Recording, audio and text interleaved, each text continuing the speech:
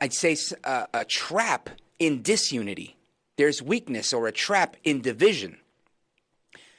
So am I saying that America's on its knees? Hell no, we're not. But our enemies would love that. So let me ask you, who else might like that? Who else promotes riots? Who else promotes crime, killing history as something that's important to them? Who among us supports abortion on demand?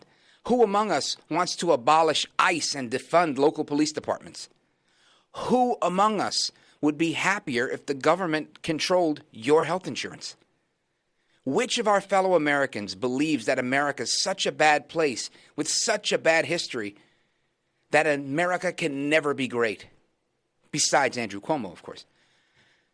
You guessed it. It's the founders of the Confederacy, the founders of Jim Crow, the founders of the Japanese internment camps, the founders of welfare policies that have incentivized fatherless homes, the founders of the Affordable Care Act, the founders of the Squad and instant insolvency legislation like the Green New Deal, the Democrats, the left, the Marxists. So, pie in the sky. I mean, the Green New Deal, so pie in the sky that even Senator Ed Markey didn't vote for it when McConnell put him on the spot, and he had to put a yes vote to it. He didn't do it. Matter of fact, none of the senators did. Not a single one.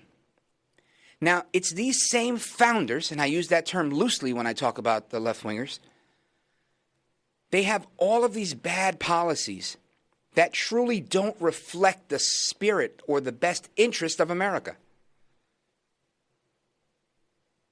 It's like they want to destroy things that work, like school choice.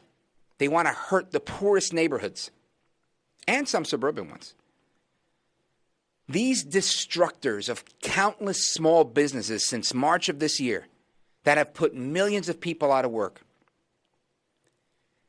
Why is it that these destructors, these Democrats, why is it that they're the only ones that know how to organize? Why is it that only one side is marching in the streets?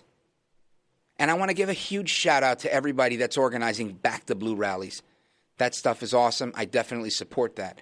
But what I want to know is why there isn't a single patriot right now, a single retired military vet, someone that has the time and is willing to go and hold up a sign outside of Nancy Pelosi's office or Nancy Pelosi's home, or for that matter, Adam Schiff's office or his home, saying that they're criminals. Where is the protest from our side, from the patriots? Why do so many Americans choose to do nothing? Why are so many of us afraid of this mob?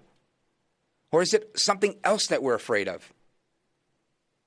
Why is it that so many of us act as if they're the only ones that have a First Amendment right?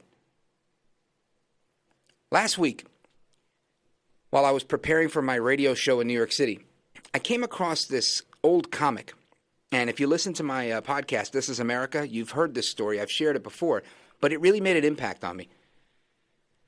It was a comic from a newspaper from 1919, and it showed a staircase with the words written beneath each riser on the staircase. And I shared it on Parler. Big shout out to Dan Bongino for putting that together. I shared it on Twitter as well if you want to take a look at it. But the gist of this is that the overall message was that the Bolsheviks back in 1919, they've been at this to try and destroy America for more than 100 years. And they're using the same things, strikes, walkouts, co-opting organized labor. It's the same play time and again, time and again. So if you have a chance, I hope you can check it out. Because these Marxists have been at this for a while, a really long while. If you get a chance, check it out on Facebook. I'm at Rich Valdez on Twitter and on Parler, and I want you to see that. And if I can retweet it during the break, I will, because it's so eye-opening. But we're going to get into a lot tonight. We're going to talk about Joe El Bobo Biden. Vice President Biden, who renamed, somebody on Twitter gave me a great nickname for him, Joe El Baboso Biden, which in Spanish means slobbery. And I think it's very fitting. We're going to get into all of that and more, your calls and more. Our phone number, 877-381-3811, 877-381-3811. Still ahead. I can't believe what Joe Biden said last night at the Democrat National Convention. So keep it locked right here. I'm Rich Valdez, in for the great one. Mark Levin.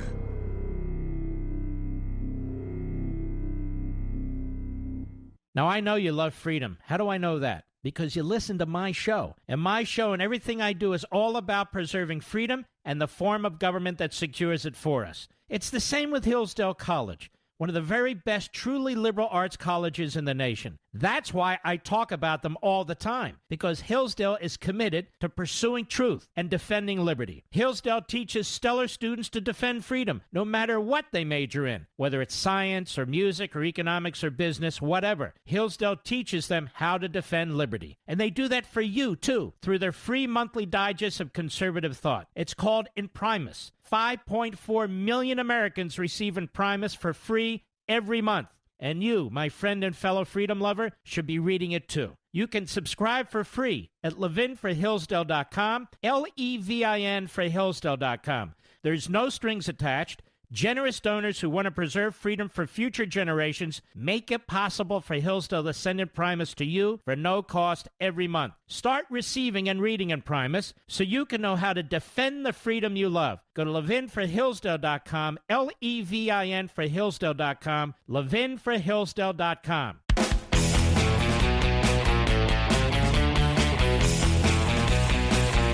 All right, America, welcome back. I am Rich Valdez, filling in for the great one, Mark Levin. Our phone number, 1-877-381-3811.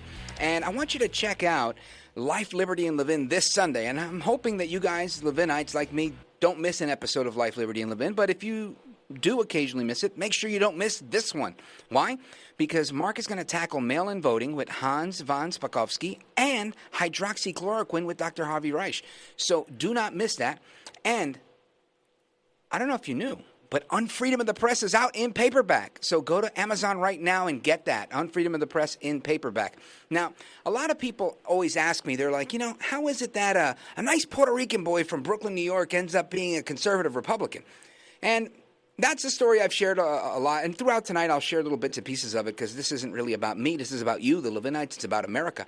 But I will say that, as a kid that grew up in the 80s, watching my parents watch President Reagan on television when he would give his addresses and whatnot, they were always respectful.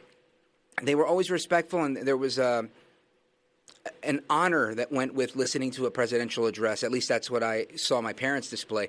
So I've always had that respect for our country, for patriotism. It's just how I was raised. It's how it was taught in school. When we got ready for assemblies, we had to wear red, white, and blue, and we sat there and we pledged allegiance to the flag. And our upbringing is what informed our patriotism. And President Reagan spoke about that so eloquently that I could never, ever recap it. So I want you to hear it from his farewell address, President Reagan, talking about informed patriotism. Check this out. This national feeling is good, but it won't count for much, and it won't last unless it's grounded in thoughtfulness and knowledge. And informed patriotism is what we want. And are we doing a good enough job teaching our children what America is and what she represents in the long history of the world? Those of us who are over 35 or so years of age grew up in a different America. We were taught very directly what it means to be an American. And we absorbed almost in the air a love of country and an appreciation of its institutions. If you didn't get these things from your family, you got them from the neighborhood. From the father down the street who fought in Korea, or the family who lost someone at Anzio. Or you could get a sense of patriotism from school. And if all else failed, you could get a sense of patriotism from the popular culture. The movies celebrated democratic values and implicitly reinforced the idea that America was special. TV was like that, too, through the mid-60s. But now we're about to enter the 90s, and some things have changed. Younger parents aren't sure that an unambivalent appreciation of America is the right thing to teach modern children. And as for those who create the popular culture, Well-grounded patriotism is no longer the style. Our spirit is back, but we haven't reinstitutionalized it. We've got to do a better job of getting across that America is freedom. Freedom of speech, freedom of religion, freedom of enterprise, and freedom is special and rare. It's fragile. It needs production. So we've got to teach history based not on what's in fashion, but what's important. Why the Pilgrims came here, who Jimmy Doolittle was, and what those 30 seconds over Tokyo meant. You know, 4 years ago, on the 40th anniversary of D-Day, I read a letter from a young woman writing to her late father, who had fought on Omaha Beach. Her name was Lisa Zanata Henn, and she said, "We will always remember. We will never forget what the boys of Normandy did." Well, let's help her keep her word. If we forget what we did, we won't know who we are. I'm warning of an eradication of the American memory that could result ultimately in an erosion of the American spirit. Let's start with some basics. More attention to American history and a greater emphasis on civic ritual. And let me offer lesson number 1 about America. All great change in America begins at the dinner table. So tonight in the kitchen, I hope the talking begins. And children, if your parents haven't been teaching you what it means to be an American, let them know and nail them on it. That would be a very American thing to do. Man, I love President Ronaldus Magnus. God bless him. I thank him for his patriotism and what he did for America. And everybody else, he talked about the people that served in Normandy. I mean, of course, God bless all of our troops. I have a brother that was a Marine, and you know what they say, once a Marine, always a Marine. And my hat goes off to everybody that's ever served, both in military uniform as well as the police. I've got brothers in that as well. But my point here is not really my point. I'm hijacking Reagan's point. Reagan's point here is that we have to be informed patriots, and we have to inform patriotism through the things that we do. He said the biggest conversation happens where? At the dinner table. So it comes as no surprise that dinner table conversation has disappeared over the last 2 decades. And I know this as a matter of fact because I raised 2 kids. I'm still doing it, and they're teenagers. But, I mean, those most formative years, that happens when they're little. And so many times because of activities, because of this and because of that, we were running around and we didn't do dinner time discussion. I made sure we had discussion even if I was getting them chicken nuggets through a drive-through and they were looking at the back of my head and listening to Mark Levin in the back of my Ford Expedition. Free plug, that wasn't paid. So what I'm trying to say here is that patriotism has fallen by the wayside. It's under attack, and it's up to us to restore it. All too often, I hear from so many people, what can I do? And when you give them an idea of what they can do, they come up with a laundry list of excuses why well, I've got kids to feed. I've got this. I've got a job. I'm out here doing what I got to do, paying taxes.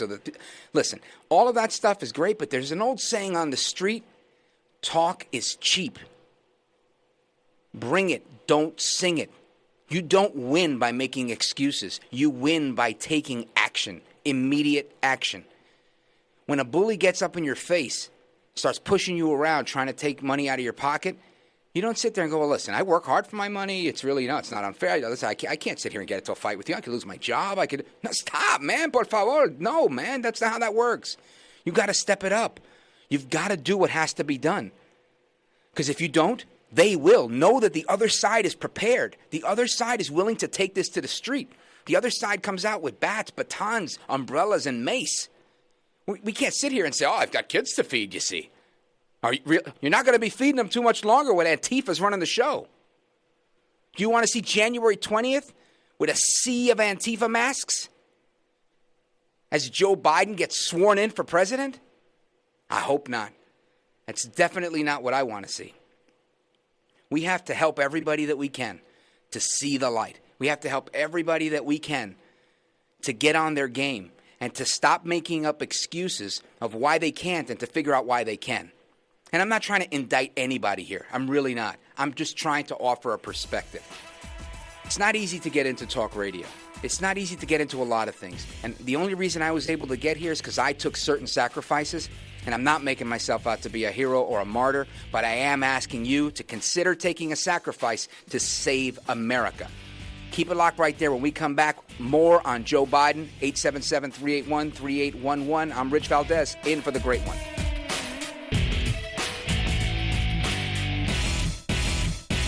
Now, I know you love freedom. How do I know that? Because you listen to my show. And my show and everything I do is all about preserving freedom and the form of government that secures it for us. It's the same with Hillsdale College, one of the very best truly liberal arts colleges in the nation. That's why I talk about them all the time, because Hillsdale is committed to pursuing truth and defending liberty. Hillsdale teaches stellar students to defend freedom, no matter what they major in, whether it's science or music or economics or business, whatever. Hillsdale teaches them how to defend liberty. And they do that for you, too, through their free monthly digest of conservative thought. It's called Imprimis. 5.4 million Americans receive Imprimis for free every month. And you, my friend and fellow freedom lover, should be reading it too. You can subscribe for free at levinforhillsdale.com, Levin for Hillsdale.com. There's no strings attached. Generous donors who want to preserve freedom for future generations make it possible for Hillsdale to send Imprimis to you for no cost every month. Start receiving and reading Imprimis so you can know how to defend the freedom you love. Go to levinforhillsdale.com, Levin for Hillsdale.com, levinforhillsdale.com.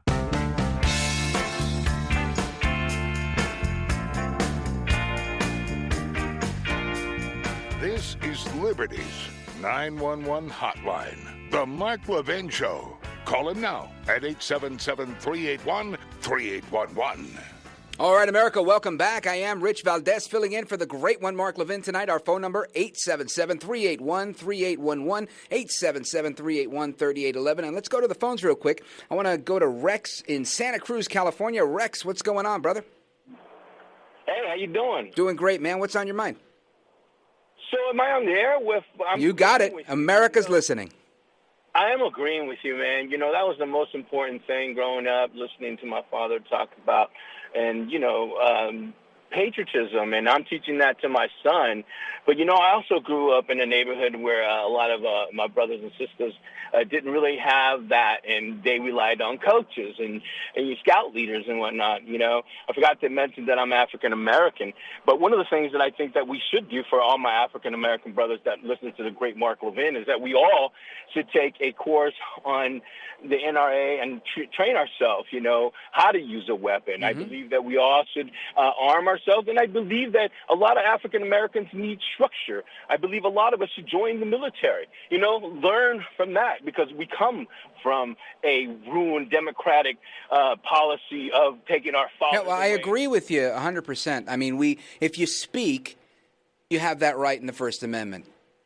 You have a Second Amendment right. You can use that one, too. And that's the beauty of liberty. Let me ask you something, Rex.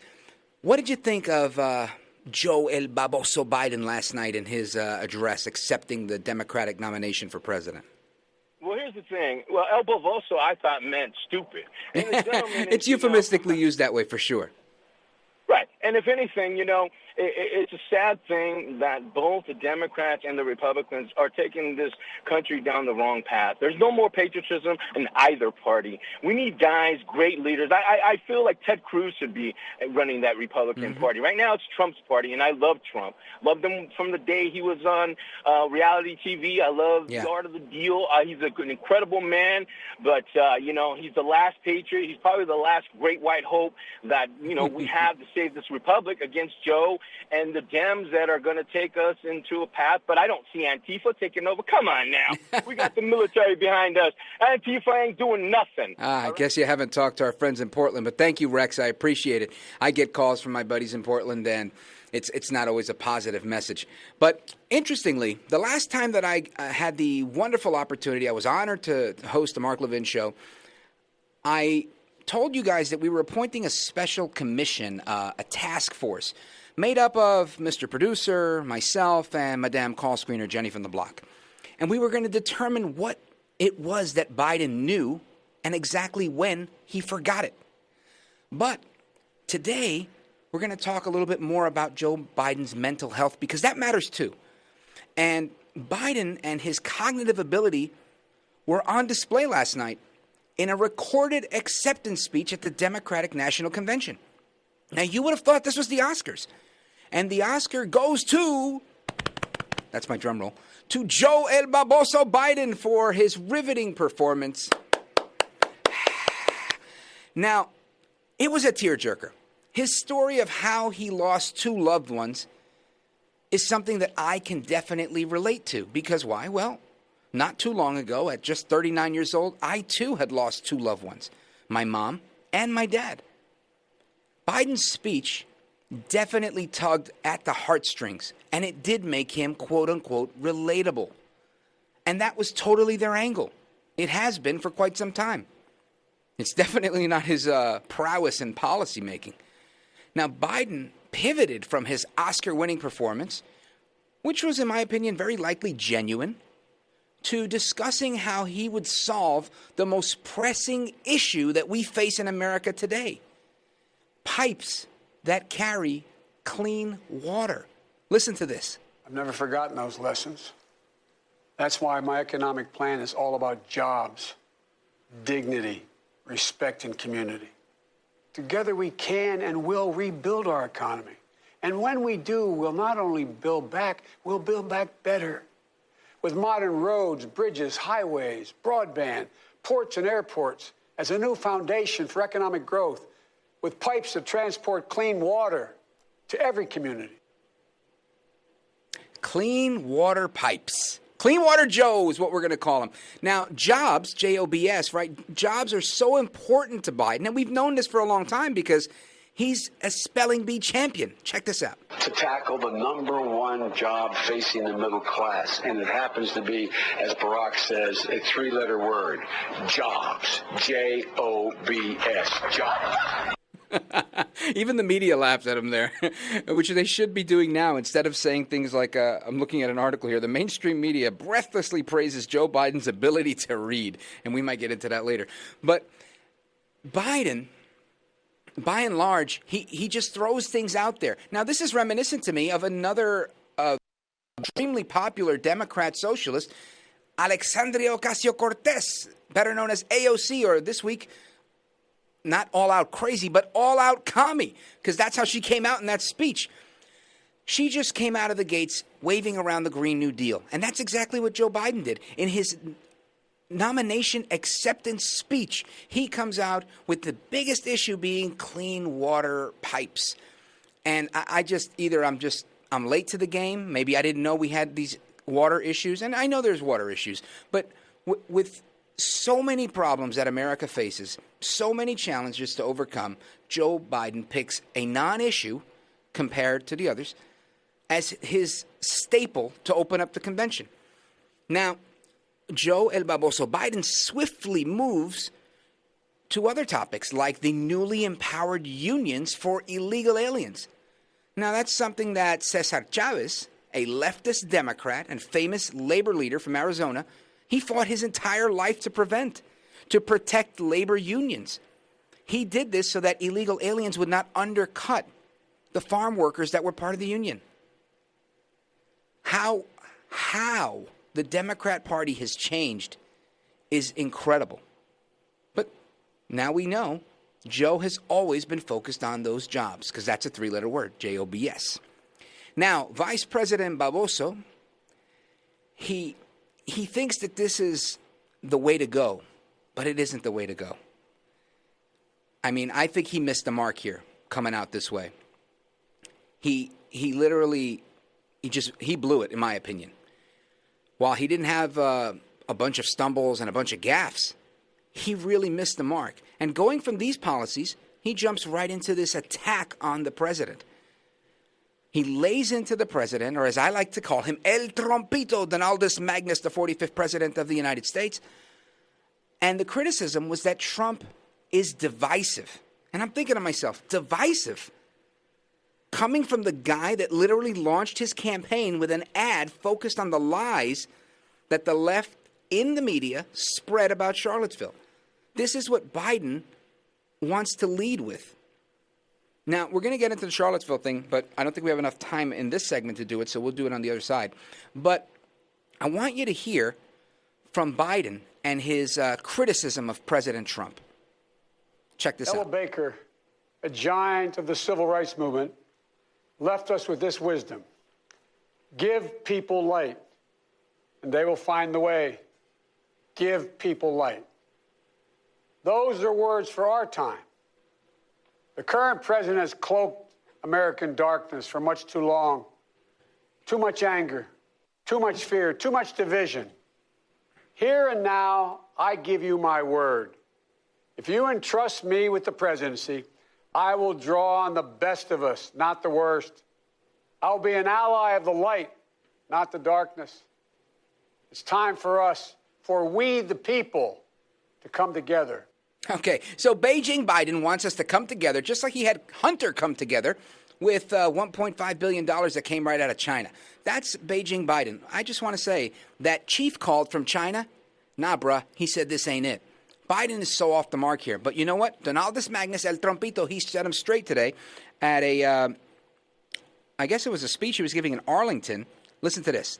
Over the last week, the Democrats held the darkest and angriest and gloomiest convention in American history. They spent 4 straight days attacking America as racist and a horrible country that must be redeemed. Joe Biden grimly declared a season of American darkness. And yet, look at what we've accomplished until the plague came in. Look at what we've accomplished. And now we're doing it again. It's the most successful period of time in the history of our country from every standard. Look what we've accomplished. And now this plague comes in, and look at the way they talk. But look at what's happening, and look at how we're shooting up. We call it a super V. It's no longer a V. It's a super V. And they didn't think that could happen, and they're probably not happy about it. They want to punish America and its citizens instead of holding them high. Where Joe Biden sees American darkness, I see American greatness. We've seen heroic doctors and nurses racing into action to save lives. Patriotism's under attack, but thank God we have Donaldus Magnus El Trompito on the job to bring it back. Because honestly, I haven't heard the President of the United States speak like that in a really long time. And I don't mean Trump. Trump always keeps it gangster when it comes to patriotism. I'm talking about Barack Obama. When did Barack Obama ever go off the rails talking about how much he loved America? He didn't. And this has been the mantra that has systemically, quote unquote, broken down the fiber of patriotism that held us together in this country. It's eating at civility. It's eating at our discourse. It's eating at our ability to have even intellectual inquiry, because people are so tied to idealism that they're creating their own truth. And you can't debate somebody when they don't know what truth is. If you can't agree on what's true, what can you agree on? Our phone number is 877-381-3811. I'm at Rich Valdez on Twitter, in for the great one. Mark Levin.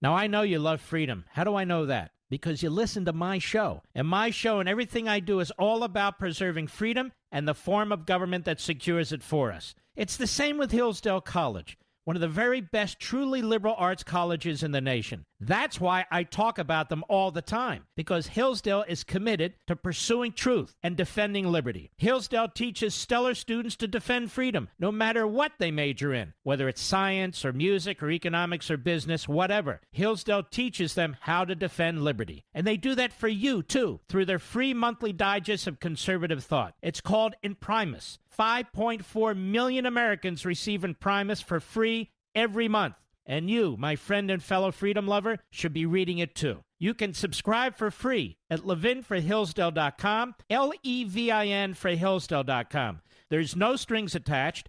Generous donors who want to preserve freedom for future generations make it possible for Hillsdale to send Imprimis to you for no cost every month. Start receiving and reading Imprimis so you can know how to defend the freedom you love. Go to levinforhillsdale.com, Levin for Hillsdale.com, levinforhillsdale.com.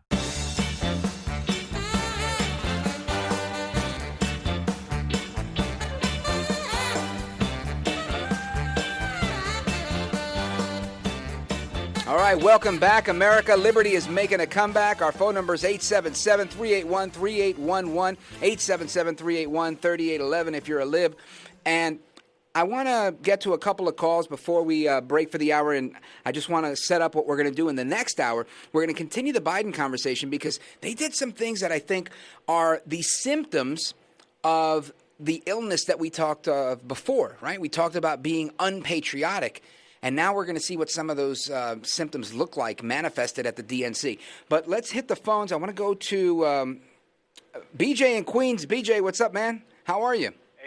That's going on. How are things in New York City? I mean, I'm in New York City, but America's listening, so keep it clean. I'm telling you, what Ronald Reagan said back then, that was the last speech I believe he gave, is more true now than it ever was. And, God bless you for carrying the banner for Denali today. Thank you. And bringing that up. The young people need to know. I grew up in that world. That touches me because my father was a Korean War vet, and he suffered. And it hurts me when people take a knee and disrespect our flag or our law enforcement.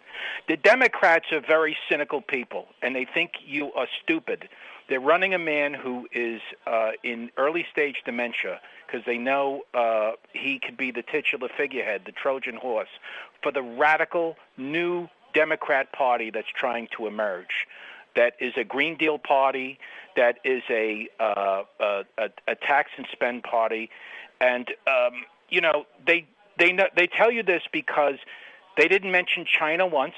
They didn't mention... Why would they, right? Why would they let the cat out of the bag?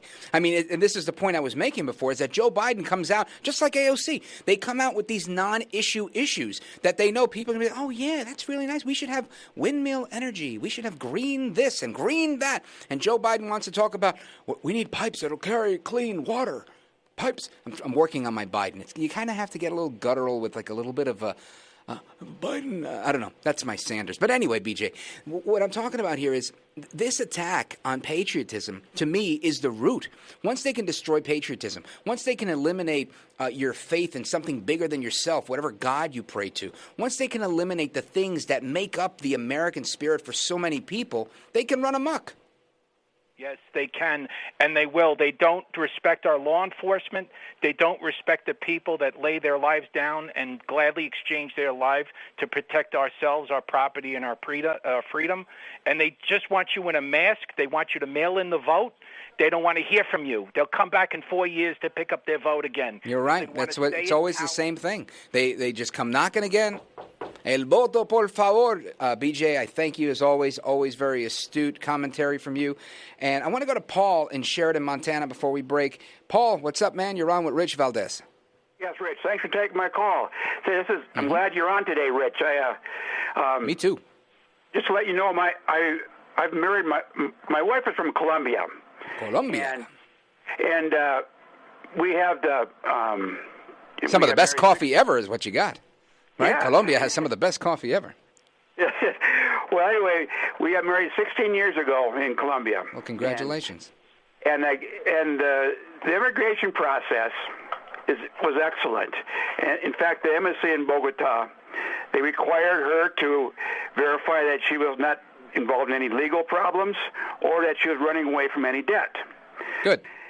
And I'm thinking, I mean, that's just the way it should be. And my wife is crazy when she sees the things, the open border situation. Sure. Yeah. Well, immigration's important. I mean, we have to be able to protect our country. We have to be able to protect our borders, because if not, we've lost it. And quite frankly, we have to be able to protect ourselves. So let's keep it moving to Rockville, Maryland. Let's go to Johnny in Rockville, Maryland. You're on with Rich Valdez on the Mark Levin Show.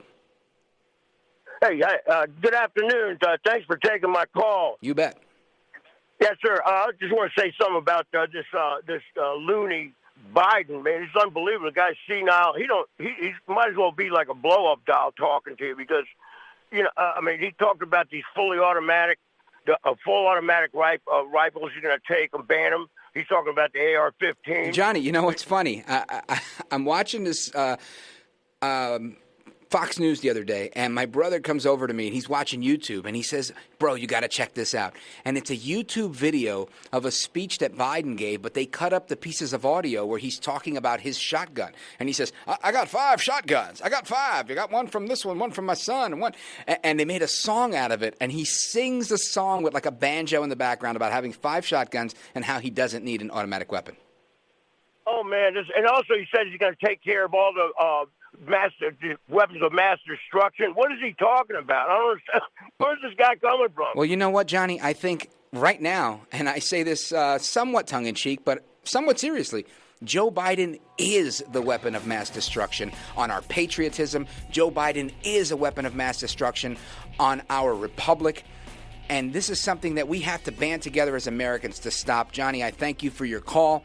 Again, our phone number, 877-381-3811. On the other side of this break, stick with me because we're going to get into Biden and everything that we talked about, he talked about last night. Rich Valdez, in for the great one. From the Westwood One Podcast Network. He's here. He's here. Now, broadcasting from the underground command post, deep in the bowels of a hidden bunker, somewhere under the brick and steel of a nondescript building, we've once again made contact with our leader, Mark Levin. All right, America, welcome back. I am Rich Valdez with an S. Our telephone number, 877-381-3811, 877-381-3811. I was just checking out my Parler account, and I see the Democrats are still up to what they like to be up to, which is hurting America. The Democrats are trying to stifle the spirit of America. This is not good. Not good at all. We have to stand together as patriots to do what's right. If you can hear me right now, I'm doing what I do to help America. So my question's always going to be, look in the mirror. What are you doing? Because this is up to us. Totally up to us. And this is not just about the Sturgis rally. This is about every day. Every day, day in, day out, putting ourselves on the line in different ways. And I just want to encourage you to do it. If you're doing it, great. If you're not doing it, you need to start doing it and bring 10 people with you. Now, we talked a lot about Trump and how he's standing in the gap for America. And I couldn't agree with most of his comments here any more than I do because he's spot on. I want you to take a listen to this. This is the president in Arlington, Virginia today, letting the American people know what's at stake. And honestly, it's between the American dream and total anarchy. Listen to this. Now Americans must rally to turn back the radical left, socialists and Marxists right here at home. And you see that when you see these people rioting in Portland, where you see the anger, the craziness. These people are crazy. They're crazy. And we won't let it go on much longer, by the way, because, you know, they're supposed to police their own town, but we're not going to let it go on much longer. Because at some point we have to say, okay, you've had enough time to police your town. And by the way, they have good police. Portland has good police, but they're not allowed to do their job. If our opponents prevail, no one will be safe in our country, and no one will be spared. No one will be spared, including the people that help fund. They think they're going to be best pals. They're not going to be best pals. They'll be terminated just like many others. I'm the only thing standing between the American dream and total anarchy, madness, and chaos. And that's what it is. I'm representing you. I'm just here. He hit the nail on the head. He's representing us. And that's what we do in a representative republic. That's what we do. We elect leaders like him. But what I'm getting at is what Reagan said in the beginning, that we have to take this upon ourselves. And that's what Donald Trump did. I'm a New Yorker. I live in Jersey now, but I was born in Brooklyn. I've seen the Trump name on small buildings before he had skyscrapers and casinos. There was Trump Village. I've seen his come up from a millionaire to a billionaire, and Trump made it big. He redesigned the New York skyline. He owns the Chrysler Building. Trump did not have to get into politics in his 70s. Why did he? That's the question. Why did he? I'll tell you why. It's simple, because he loves America. And he was willing to lose millions of dollars in the process. It's funny how when Trump saw the prospect of America falling by the wayside, he didn't say, well, if I say something, they might try to cancel me. If I speak up about this, they might stop coming to my hotels. They might say bad things about me on Twitter. Oh my gosh. Trump didn't say any of those things. It amazes me that these things come out of the mouths of so many people in this country. It really does. It amazes me. If Donald Trump can take his supermodel wife and leave his penthouse at Trump Tower on Fifth Avenue here in New York City, pack it up, lose tons of money, have Don Jr. grilled for 30 hours by the Mueller goons. They tried to lock him up. Just imagine your children being sweat in a box, like the cops say. They put him in the box and they were sweating him. The son of a billionaire. He also doesn't have to do this, right? He doesn't have to do any of this stuff. Neither of them did, but they did because they love America. They're willing to put it on the line. So I'm not saying that we're not putting it on the line. I'm saying that some of us may not realize that we're not doing as much as we can. That's all I'm saying. Because I'm catching a little heat on Parler, a little heat on Twitter, saying that it's up to American patriots. You're damn right it's up to American patriots. If we don't take back our country, who will? Now, yes, we elected Donaldus Magnus El Trompito, the 45th president of the United States, and he just said it. We're not going to let it go on much longer. And good for him. God bless him. But when all hell breaks loose, when the fist comes across your face or a bullet flies right to the side of your ear, what are you going to do? When it hits the fan, you've got to be ready. And that's not the time to decide, I'm going to start reacting now, when we're in the thick of it. No, you do it now. When the morons are out there with their signs, closing down streets, shouting, say his name, doing all this stupidity. You don't back down. You don't cow to the bully. That's all I'm saying. For anybody that had an issue with what I said. Now, moving along, we talked about AOC. Now, AOC, she did a lot of talking the other night. And something that I mentioned on the podcast, and quick plug for the podcast, for the Great One, by the way. The Great One has an amazing podcast. It's this show, but they package it up real nice and tight. And a lot of our listeners, I know, because I speak with you guys every day, you guys like this program. And you like to hear it whenever you want and share it with others. So you can always get this program at marklevinshow.com, marklevinshow.com, or any podcast app. Just put in Mark Levin Show and you'll find it. You can do the same for my show, This is America, with Rich Valdez, and that's Valdez with an S, at Rich Valdez on Parler and all of the social media apps. And I hope that you can chime in because I like the dialogue. I really do. But AOC mentions in her minute and 30-second speech that this is up to Americans that are in the United States. So I'm going to play it again. The Great One broke this down last night. And he did an excellent job. I'm not trying to do what he did. I'm trying to zone in on one specific part of what she said. Thank you to everyone here today endeavoring towards a better, more just future for our country and our world. In fidelity and gratitude to a mass people's movement working to establish 21st century social, economic, and human rights, including guaranteed health care, higher education, living wages, and labor rights for all people in the United States. Right there. That's it. All people in the United States. The alarm should be going off. The siren should be blaring right now. What does that mean, all people in the United States? When we know that we had, at least, 5 years ago, we had a problem with 12 million illegal aliens in this country. I think that's still the same number that we float around, 12 million. 5 years later, it's still 12 million. Obviously, we have people that are on vacation. Obviously, we have people that are here to work. that come from other countries, and because they have a more robust education system than we have in the United States, we have to import talent, like doctors in many cases, sometimes nurses, definitely engineers, definitely software engineers.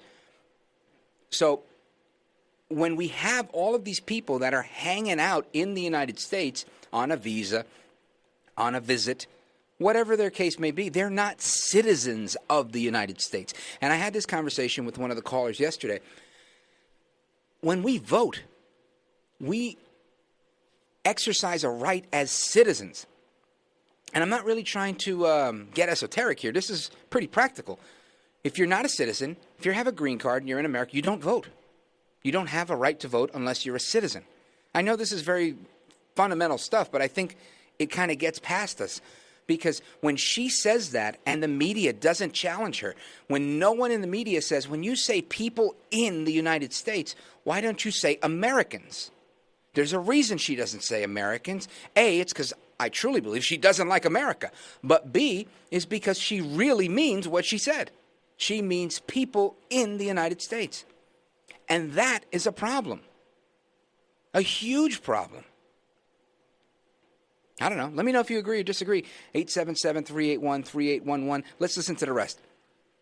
Recognize and repair the wounds of racial injustice, colonization, misogyny, and homophobia, and to propose and build reimagined systems of immigration and foreign policy that turn away from the violence and xenophobia of our past. A movement that realizes... All right, I'm good. Thank you. It's like a lot of bomb throwing. She just throws so much. It's like she opens Das Kapital by Karl Marx, and she says, oh, let me highlight this. Yeah, boom, let me throw that in there. It's amazing that she doesn't get tested by anybody in the media. I mean, where are the conservative journalists that are trying to? And I'm pretty sure she's dodging them too. I know she knows a thing or two about dodging. I tried to ask her a question once in the Puerto Rican parade right here in New York City. Man, I saw the back of that girl's head. She flew. What are you going to do? Anyway, I want to get to the next cut that she's in because this one I think is pretty interesting. AOC cut 9. Check this out. We need to win in November. November is about, in my opinion, stopping fascism in the United States, and that is what Donald Trump represents. And in order to do that... I'm vomiting right now. So the November election is about stopping fascism in the United States because that's what Donald Trump represents. Yeah, I repeat that because it's incredulity right now. I don't get it. I don't understand how a president that is literally sitting on his hands, not using the Insurrection Act, because he believes in federalism, because he's allowing people, in this case governors, mayors, to do what they're supposed to do, like he just said when we opened up the hour. And she calls that fascism. Yet, her enviro-fascism, her eco-fascism, she's more than happy to throw the Green New Deal down everybody's throat. But let's continue. We're going to have to build a mass movement of everyday people, and we're going to have to stitch together women, gender-expanding people, immigrants, Black folks, indigenous folks, Latinos, people of color of all stripes, Asian Americans, younger people, older people, etc. Etc. Yeah. You know, what's interesting, I mean, she literally just mentioned like everything. Asian, Black, Latino, mixed Asian, Black, Latino, Hawaiian, Pacific Islander. She goes through so many things. Why?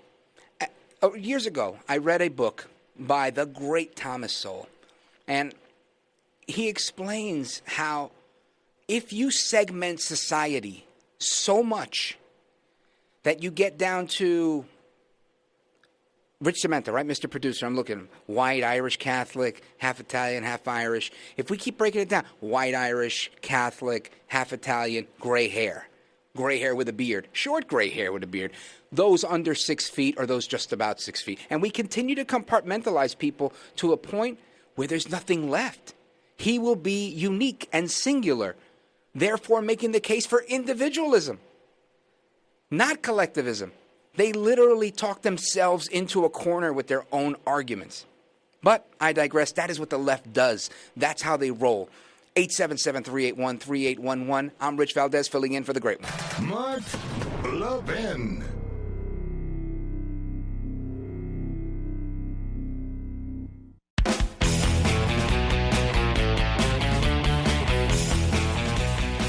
All right, America, welcome back. I am Rich Valdez with an S, and our phone number 877-381-3811. And I want to go to the phones because I see a couple of really good calls regarding what we were talking about. Let's go to Emma in Eugene, Oregon. Emma, welcome to the program. Hey, Rich, thanks for having me. You bet. So what's on your mind?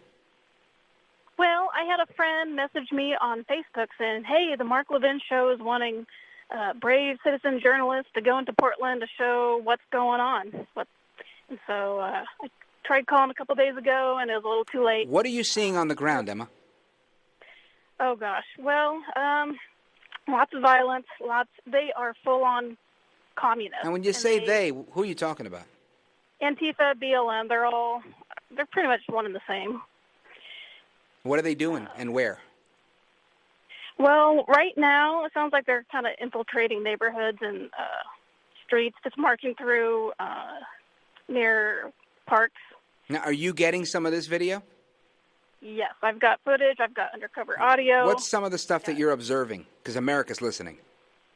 Well, so a couple weeks ago, before it got dark, there was like 250 Antifa BLM people gathered in the park, and I was completely undercover, dressed like them. And I walk up, and they have a table with all their commie propaganda, and they have a bunch of pamphlets. Are you a Marxist? Are you an anarchist? The answer may surprise you. All these crazy pamphlets and brochures. So almost like religious tracts. Pretty much. So I grabbed a whole bunch of that propaganda. And what would you say is the craziest thing you've seen? Because we're hearing a lot of crazy stories, and so far you're making it sound like a walk in the park. Not. All right, Emma, thanks for your call. We appreciate it. Let's go to Cindy in Mountain View, California. Cindy, you're on with Rich Valdez. Welcome. Hi. Is this Rich? This is. Hi. Thank you very much for bringing up the patriotism angle. I am very patriotic, and I want to be patriotic, but somehow it's dangerous to do that right now. If I say anything about America being good, I'm racist. I hate people. I want them to die. And my dad was a World War II veteran. He flew bombers over Germany. That is really horror, what those people went through. But now you have the NFL players, the basketball people who lead the most pampered, privileged lives. They have everything done for them, and somehow they're viewed as brave and heroic because they might play a game and they might get sick. And this is part of the issue, I think, that has everything turned backward, and it's why I get so ticked off with this whole thing. I've taught my kids, listen, if somebody comes to try and steal your lunch money, and you let them get away with it, they're going to do it again and again and again. So the precedent that I've tried to set with my children is when the bully comes, you got to address it head on the very first time. Because the very first time that they win and I'm silenced and I'm afraid to wear my shirt, my hat, my this or my that, they've won. And they may have won forever. Because once they own our heart, we'll live in fear forever. And that can't happen. I'm Rich Valdez, sitting in for the great one, Mark Levin.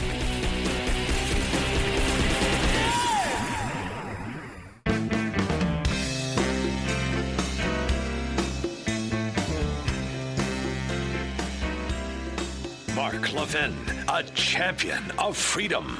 You know, you're one of the greatest champions of freedom in this country, if not in the English-speaking world, Mark. Call Mark at 877-381-3811. All right, America, welcome back. I am Rich Valdez. Our phone number, 877-381-3811, 877-381-3811. Now, I want to talk about what we talked about earlier, or put a pin in it, which was the way that Biden launched his campaign, comes out on the scene saying that Trump is a racist, he's a bigot, he's a homophobe. Well, not homophobe, xenophobe. And really going on to this racial divisiveness, however you like it. I'm from Brooklyn. And really hammering this stuff. And I think to myself, being a brown guy, right, by the left standards, I'm a brown guy, Latino, Hispanic. And I don't perceive the president to be racist in any way. As a matter of fact, people challenge me all the time, how could you support a guy like him? And I'm thinking to myself, what is a guy like him? An entrepreneur, a guy who's successful. He's never shown me that he's a racist. And I pay attention to the news. I watch the media. So I guess because I know what Trump really said, I've never really had these issues. But other people think that he said all these evil things. And Biden harps on that and takes advantage of people who aren't paying attention. But I thought it was important for us to hear the president, in his own words, talk about what he said with respect to Charlottesville. Check this out. So you know what? It's fine. You're changing history, you're changing culture, and you had people, and I'm not talking about the neo-Nazis and the white nationalists, because they should be condemned totally. But you had many people in that group other than neo-Nazis and white nationalists, okay? And the press has treated them absolutely unfairly. Now, in the other group also, you had some fine people, but you also had troublemakers, and you see them come with the black outfits and with the helmets and with the baseball bats. You had a lot of bad people in the other group too. Yeah, there's bad people all over. I mean, we just talked about them. They're all over Portland right now. There's so many of them on the streets of New York City. Now, I'm a big proponent of civility. I really do believe that these people are my adversary.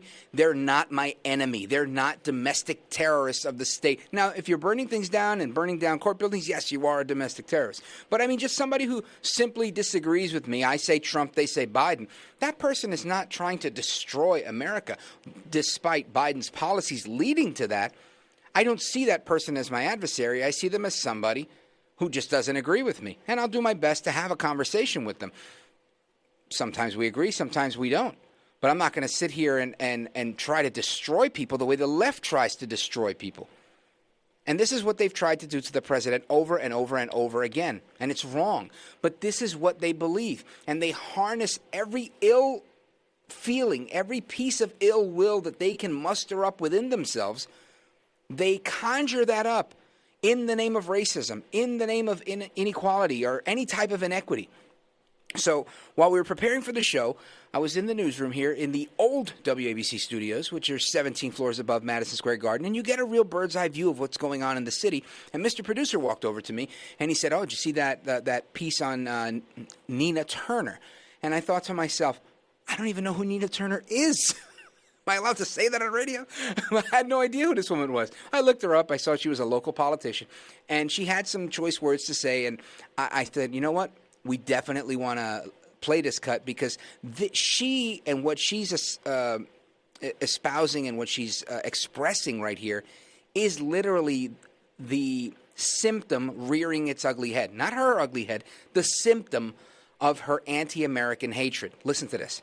But over the last week, the Democrats held the darkest and angriest and gloomiest convention in American history. They spent 4 straight days attacking America as racist and a horrible country that must be redeemed. I mean, I guess what else would he say? But I'm wondering what you make of it. Oh, you were reading my mind, Anderson. I mean, the country does need to be redeemed. I don't know which convention he was looking at, though, but this country definitely needs to be redeemed. This country is racist. It's rooted in racism. When we talk about the story of immigration, it's not some pretty picture. It is a country that was founded on the backs and the blood and the sweat and the tears of enslaved Africans and then the first generation born on this soil of African Americans for generations. It is a nation that stole the land from indigenous people. I mean, come on, we're trying to get there to those high ideas, but we're not quite there yet. So I'm not surprised that President Trump would paint the Democratic Convention in that way. That is what he does. He is delusional if he thinks that it is okay to write revisionist history. Miss Turner clearly missed the Industrial Revolution. She missed the fact that we just celebrated 100 years of women voting. She's missed the fact that America has made so many milestones, being, and I'm going to use the dreaded evil D word, one of the youngest democracies in the world, or one of the youngest countries in the world, despite being one of the oldest democracies of our system, a constitutional republic. And what I find fascinating here is that, A, she's being a demagogue and she knows that what she's talking about is bogus, or B, scarier, she really believes this stuff. If she truly believes this stuff, which I think a lot of people do, because why? Just like the Bolsheviks did in Russia, in the Soviet Union, people have been feeding us this hot, steamy pile of crap for generations. I mean, if you look at that Parler post or that Twitter post that I mentioned before about the staircase with the different steps that the Bolsheviks used to take over, this stuff, they were talking about this in 1919. So it makes no surprise to me. It comes as no surprise to me.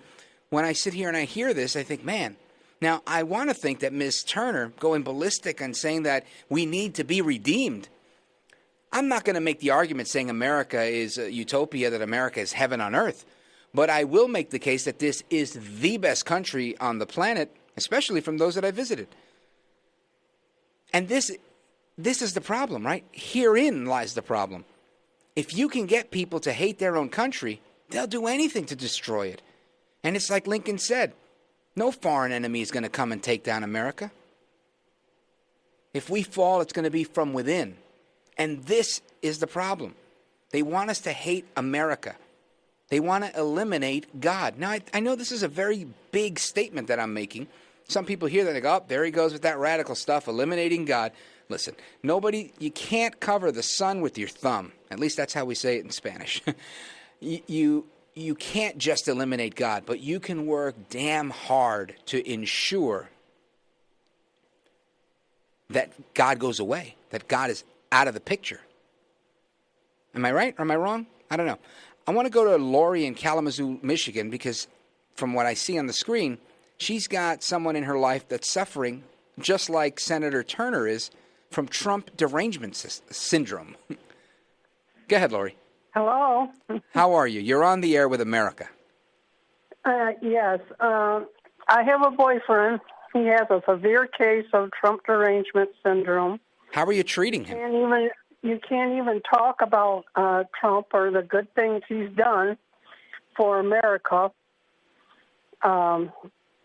because he goes off real bad and throws a big fit, because he thinks he's ruining America and killing democracy. And I tell him, no, the Democrats are killing democracy because they're... Well, let me ask you, because this is what I'm talking about, and I believe that to be true. I think that there were once good, honest Democrats, but right now they're cowing in fear to leftist radicals. So why do you say that the Democrats are killing our republic? Because they're bringing in socialism. Most of them seem to be wanting to bring in nothing but social activities. Yeah, I agree, and I appreciate your call. Thank you so much, Lori. This is what I'm talking about. People from every walk of life and every age group, they see what's going on. They see that the Democrats are systemically destroying the fabric of America, the spirit of America. And when we come back, I want to talk about how they're attacking God, because that's a big one. But before we go, I think it's like a pressure cooker. People are getting tired. I know I'm getting tired. Tired of being on the losing end of this, hearing that America stinks and America's this and America's that. And I think James from Louisiana has a similar thought. So, James, what's on your mind? Welcome to the program. Go ahead, James. You're on the air. Hey, thank you very much for taking my call. You're welcome. I like Mark Levin show, and I appreciate you taking... I love the Mark Levin show, and yes, I'm happy to speak with you. What's on your mind? So, look, with this whole Antifa thing, what a lot of people fail to realize is I call it the silent majority, okay? And there's a bunch of really, I would say, extreme conservatives, or even not, but like military personnel, they're sitting back watching things happen in Portland, happen in Chicago, happen in Minneapolis, and they're like, hey, well, yeah, there's some wrong things that happen, but like, you guys are getting really close to the edge where the silent majority is going to be like, we've had enough. And when they have enough, I would have to think it's like a bad hurricane that's coming through that's going to just destroy everything, and try and get back towards those liberty principles like you're talking about. Everybody has a constitutional right to free to assemble peacefully, and freedom of speech, freedom to carry, freedom to bear arms. There's several more, but when you start beating people and taking their things and burning their businesses. Yeah, and your recommendation is we sit back and watch that, and at some magical point, something happens. No, I don't think so. I mean, honestly, everybody's waiting for a voice to follow. I mean, So the burning isn't enough. Somebody comes and burns down your business, that's not enough. If it was me and I was there, I would have. Yeah, probably I'm being facetious for a point, because I feel like we have become accustomed to being on the short end of the stick, to getting the losing straw in the deal. And that's just not acceptable. This is America. We are Americans, and we have to stand up for what is right. That's how the founders designed it. I thank you so much for your thoughts, James. And our phone number, 877-381-3811. I want to get to more of your calls. I see a lot of them piling up, and I want to try to get to you as much as I can. But we have a few more things that we're going to talk about on the way back. I'm Rich Valdez, sitting in for the great one. Mark Levin.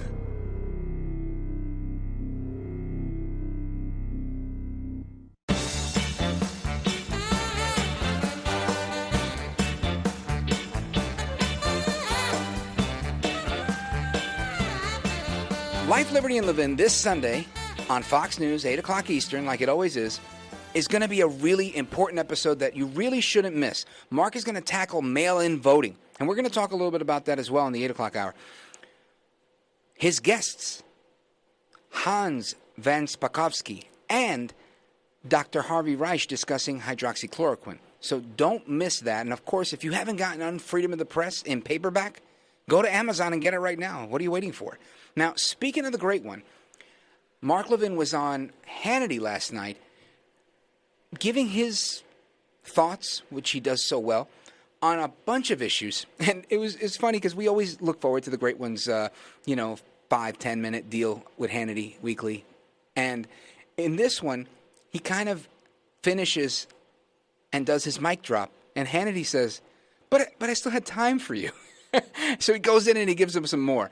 But I want you to listen to Mark Levin on Hannity last night. Check this out. Here's the bottom line. Any one of these proposals by this crazy left-wing party, that's what it is now. It's been taken over by the hardcore Marxist left. Any one of these proposals will adversely harm the workers in this country, the families in this country, and the communities in this country. It's 110 pages long. For all the talk that they do covering the Democrat convention, for all the yammering about who gave a good speech or that was really great, notice how our newsrooms don't discuss the substance of what the Democratic Party is running on. If they win on November 3rd, everything about your country is going to change for the worse. America will not look like America again. We've tried these failed experiments throughout Europe. We've tried them throughout the third world. You get poverty. You get dislocation. You get massive inequality. You get a police state. That's what they stand for. Who could say that better than Mark Levin? That is exactly what they stand for. Now, I just want to double check with Mr. Producer. Was there another clip that we were going to play? Here's the rest of it. Check this out. There's 320 million Americans. About 18 million Americans are watching this. So the vast majority of us are, honestly, Sean, I'm watching clips. Who the hell can sit there after dinner and watch this and keep their food in their stomach? Perfectly honest. And look at the analysis. That Obama, that speech. Oh, Michelle's speech was great. This is the nature of the media today. Lacks substance. This 110-page document has been sitting out there. We get superficial reviews of it. People need to understand. They are going to destroy blue-collar jobs. They are going to destroy the assembly lines in this country. They're going to look at California, brownouts and blackouts. That's exactly what's going to happen in this country. Why would you take the greatest country on the earth, the freest country on the earth, the most beneficent country on the face of the earth, despite all these lies about systemic racism, and destroy it? Why would you agree to do that? We've had men and women throughout our history, millions of them, have given their lives to give us what we have today. So I'm calling on all patriotic Americans of all races, all genitalias, all colors. stand up for your country, because they're trying to take it from you. They're trying to take America from us. They're trying to destroy our history. So I'm glad Mark stepped it up and he said, everybody needs to step their game up. And he put out that clarion call like he always does. Because they're ripping down statues. They're literally trying to destroy the country, both mentally and physically. And we can't put up with that. We can't. Let's take it to Orange County, New York. Spiridon. What's going on, Spiridon? You're on with Rich Valdez on the Mark Levin Show. What's on your mind? Well, I was living in the city recently too. When the coronavirus hit, when the crime started spiking, I went upstate. But I went back down to the city to see some of the monuments before they're torn down with some of my younger relatives. The Gracie Mansion. Did you see it when it was all tagged up? Oh, yeah. It was terrible what they did to Gracie Mansion. I mean, they literally they set up a whole tent park city right outside of it and spray painted all derogatory comments about the police and whatnot. Well, they literally said they were talking about killing the police. They were talking about that. They had this guy, Frantz Fanon. They had all these quotes from him about how the third world has to kill the oppressors. Which I don't know how that applies to us in the middle of New York City, but hey. I hear you. Thank you for your call, Spiridon. That music means that it's time for us to boogie to get ready for the next hour. 877-381-3811. I am Rich Valdez with an S at all social media. Check us out there and keep it locked right here because when we come back, we're going to talk about the removal of God from America. Rich Valdez in for the great one. From the Westwood One Podcast Network. Ladies and gentlemen, this final hour of the podcast is sponsored exclusively by AMAC, the Association of Mature American Citizens. Now over 2 million conservative members strong, AMAC believes in and stands up for the values that we care about: faith, family, and freedom. Thank you for listening, and please support AMAC. And you can become a member at amac.us/join. He's here. Now, broadcasting from the underground command post, deep in the bowels of a hidden bunker, somewhere under the brick and steel of a nondescript building, we've once again made contact with our leader, Mark Levin. All right, America, I am not your leader, Mark Levin. If you're just joining the broadcast, I am Rich Valdez. You guys know me as Mr. Call Screener from the Mark Levin Show. And it's my pleasure to be with you guys here tonight. 877-381-3811. On my radio show, I host a show on WABC Radio in New York City. And I refer to myself as the liberty-loving Latino amigo that's 17 floors above Madison Square Garden. But one of my colleagues in the radio biz here in New York City, Curtis Sliwa, after I did a talk with Deputy Secretary Cuccinelli at CPAC earlier this year, Curtis decided to say that I was the voice of Hispanic conservatives. Now, while I was honored and so thankful, I thought to myself, man, big title, big shoes. So I don't know if that I am truly the voice of Hispanic conservatives, but I am the voice of this Hispanic conservative right now. And something that I looked at in BuzzFeed not too long ago was an article about Latino voters, young Latino voters, saying that they're afraid to vote because they think Trump is going to cheat. And it's from a couple of weeks ago.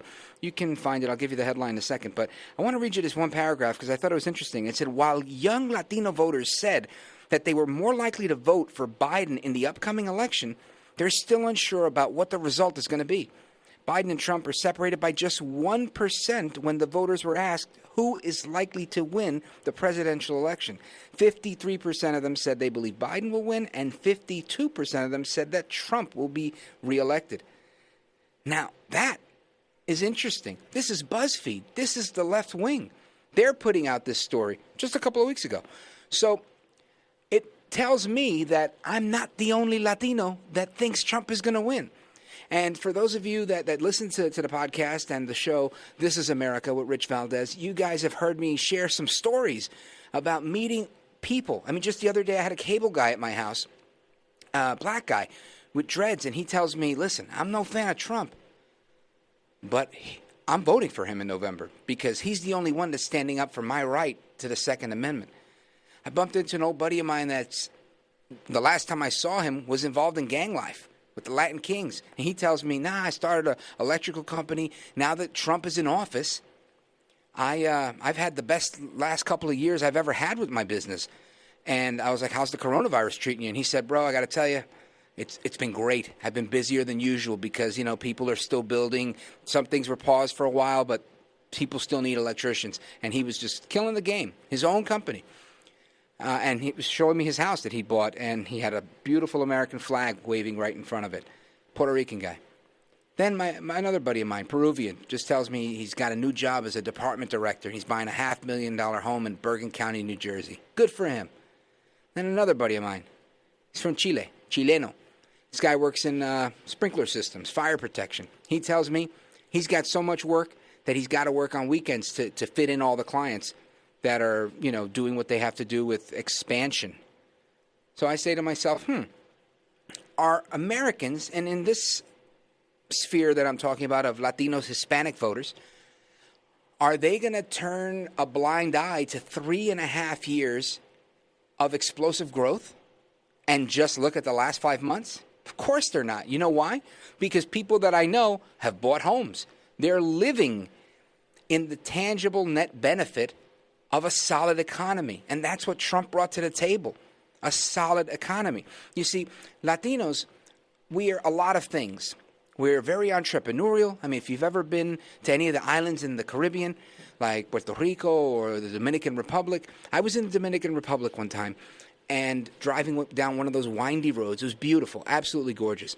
And as I was driving, I saw a guy and a lady, two different shops. They're literally just carts where they shake the tree, the coconut falls out, or they climb the tree, and they cut it down with a machete, and they cut it up, they put it on ice, and they serve you a coconut with a straw in it on ice. I mean, it's the most delicious thing ever.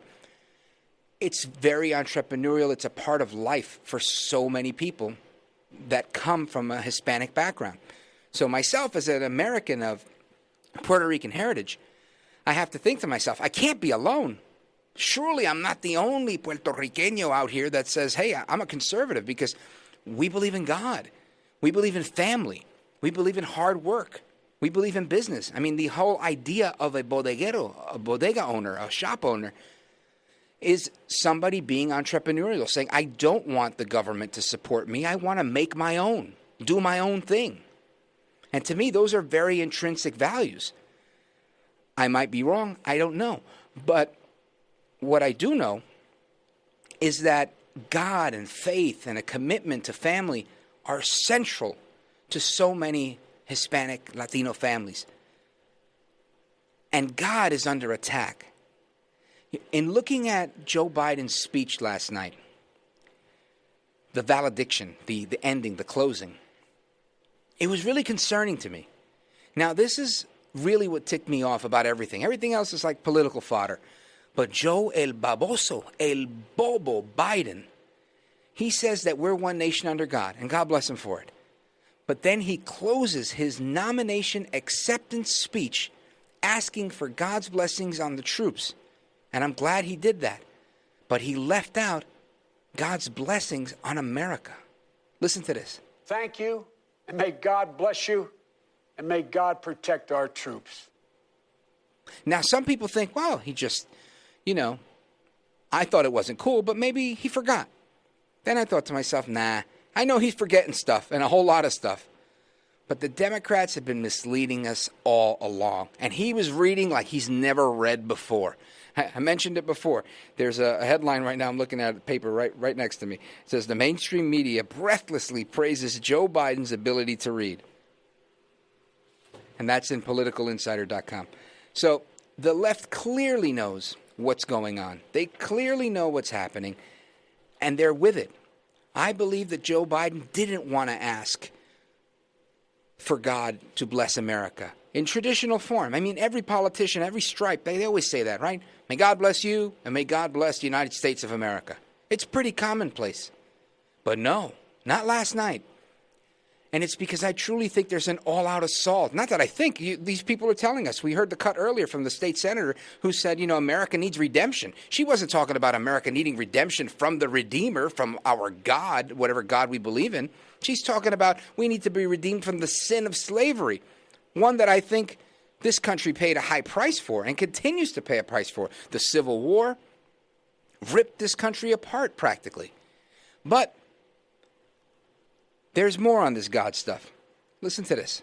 I pledge allegiance to the flag of the United States of America. Let me pause it right there because I didn't set it up properly. Right? 'Cause I know who he is and what he's saying, but you may not.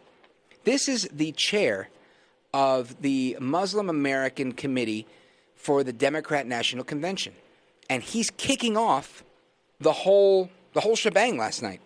The whole shebang is kicked off with this Pledge of Allegiance. So I guess we'll take it from the top because that was my error. Check this out. I pledge allegiance to the flag of the United States of America and to the republic for which it stands, one nation, indivisible, with liberty and justice for all. Hold up. Say what? One nation. He forgets the under God. There's no forgetting. This guy's on a Zoom that has at least 10 people on it, right? And we're going to get to that too, how they were pretending there were more people on the Zoom than not, and this is why they didn't go live. Oh, boy, big mess. But I am going to say this is pretty concerted effort, right? It's a pretty concerted effort when you have the chair of the Muslim American Democrat Committee. I mean, they break things down to so many things. I didn't know we needed so many chairs for so many things. But this guy, in my opinion, intentionally omitting the words under God from the Pledge of Allegiance. But guess what? Some of us may have taken notice, others may not have noticed, but one person that noticed besides you and me is our president, Donaldus Magnus, El Trompito, the 45th president of the United States. Listen to his comments on this. Check this out. Did you see the man that got up and sang a very, very special phrase from a very, very special thing? And he left the word God out, and I was watching, and I said, oh, he must have made a mistake. I didn't think that he left it out. I thought maybe he, that can happen. Maybe he made a mistake. He didn't make a mistake. That's where they're coming from. Right. He left the word God out, and that's where they're coming from. It's a damn shame that this is what's happening, but I got to say, wow, they're not even hiding anymore. The Democrats have been co-opted by atheistic Marxists. They don't like America. They don't like this America, the America that you know, the America that I know, the America that so many of us love, that's helped us to achieve what we've achieved. I come from a history of poverty. My parents weren't rich people, but we were able to build. Why? Because of America. In and of itself, America works. Leftists like AOC will say things like, you can't capitalist your way out of that one. Yes, you can. You can totally capitalist your way out of so many different things. And you can help people. There's so much power in private charity, in people doing for others because they want to, because God calls them to, not because the government forces us to. I don't know. Maybe I'm nuts. But, following this debacle, Joe Biden, he steps out of this whole nomination. I want to call it a ceremony, but he was by himself with a couple of, stands with the state delegation numbers. It was just really crazy to me. And he goes outside and he's watching the glorious fireworks. But what was more glorious than that were after these words, there was a bunch, like a caravan of box trucks that awaited Biden when he got outside. And I saw a tweet on Twitter, and I shared it on Parler as well, from the Isabella B., and she was retweeting Students for Trump, which organized this thing. And these trucks, there was about half a dozen of them, and they were wrapped in digital signs, like small mobile movie theater screens. And they said so many clever things like Antifa for Biden, but my favorite was an acronym that they created for Biden, for BIDEN, with the words, biggest idiot Democrats ever nominated. And it matched up with each of those corresponding letters of his last name. I thought that was really funny. And if you get a chance, check out the video. It was really funny. Big shout out to Students for Trump and a great job by them. Our phone number is 877-381-3811, 877-381-3811. I'm Rich Valdez with an S. In for the great one. Mark Levin.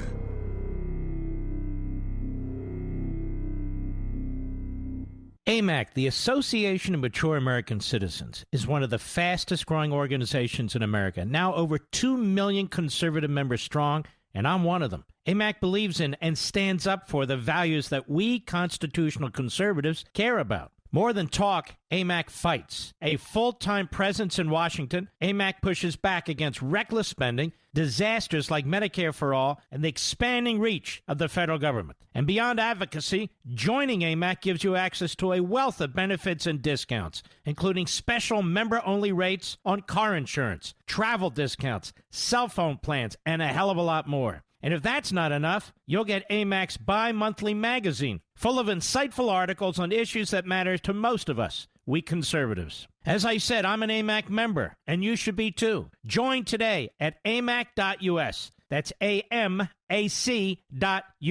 Stop supporting the liberal agenda that the other 50-plus organization has been pushing for. Join AMAC instead. AMAC.us.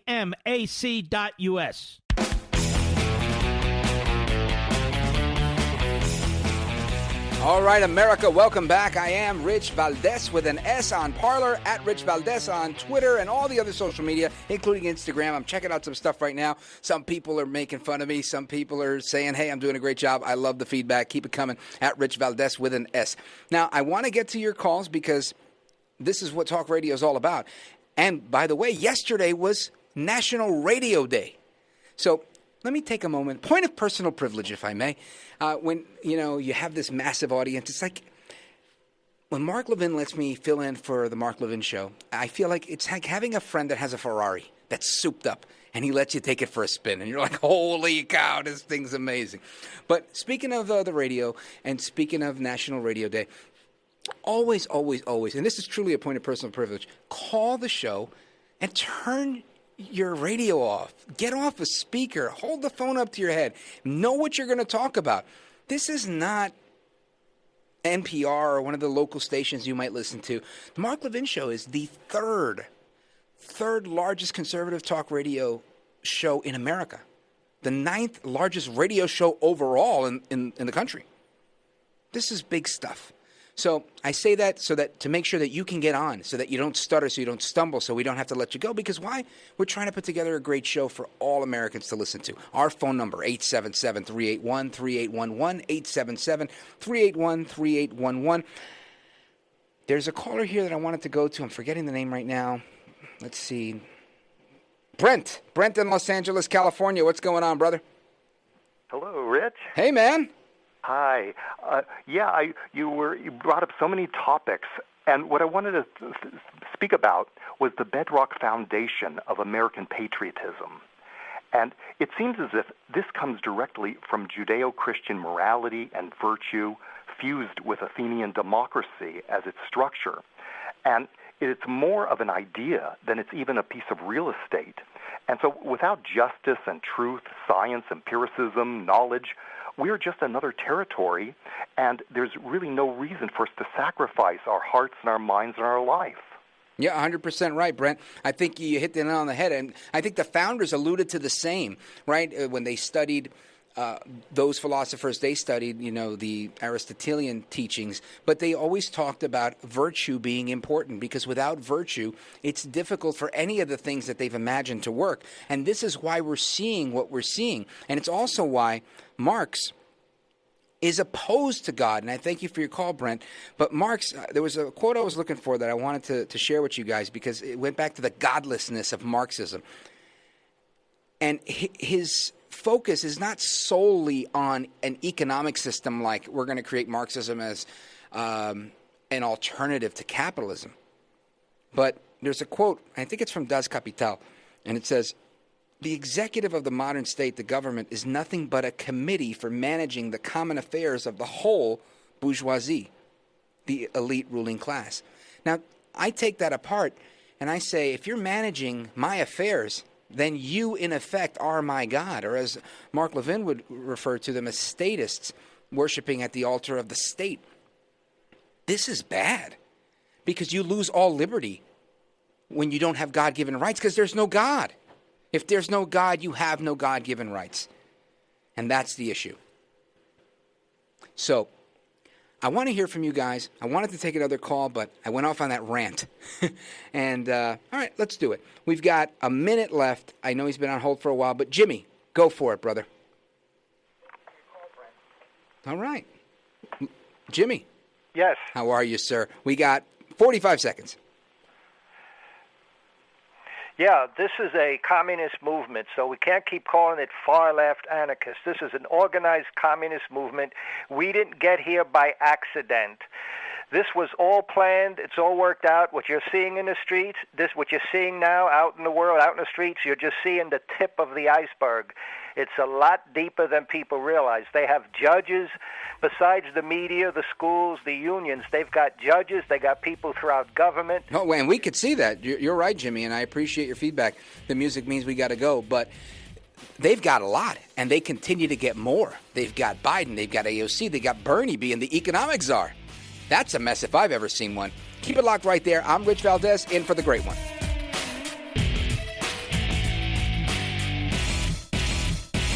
AMAC, the Association of Mature American Citizens, is one of the fastest growing organizations in America, now over 2 million conservative members strong, and I'm one of them. AMAC believes in and stands up for the values that we constitutional conservatives care about. More than talk, AMAC fights. A full-time presence in Washington, AMAC pushes back against reckless spending, disasters like Medicare for All, and the expanding reach of the federal government. And beyond advocacy, joining AMAC gives you access to a wealth of benefits and discounts, including special member-only rates on car insurance, travel discounts, cell phone plans, and a hell of a lot more. And if that's not enough, you'll get AMAC's bi-monthly magazine, full of insightful articles on issues that matter to most of us, we conservatives. As I said, I'm an AMAC member, and you should be too. Join today at amac.us. That's AMAC.us. Stop supporting the liberal agenda that the other 50-plus organization has been pushing for. Join AMAC instead. AMAC.us.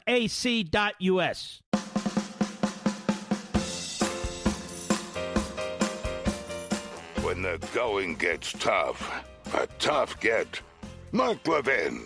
Call him now at 877-381-3811. All right, welcome back. This is the Mark Levin Show. I am Rich Valdez, also known as Mr. Call Screener to so many of you, and that's why I am short-tempered and have very little patience. If the call doesn't move forward, we've got to go. Every second counts in radio. So I apologize in advance. I give a blanket apology to everybody that I've had to be curt with, because the time stands still for no one. Not the great one, not I, not anyone else.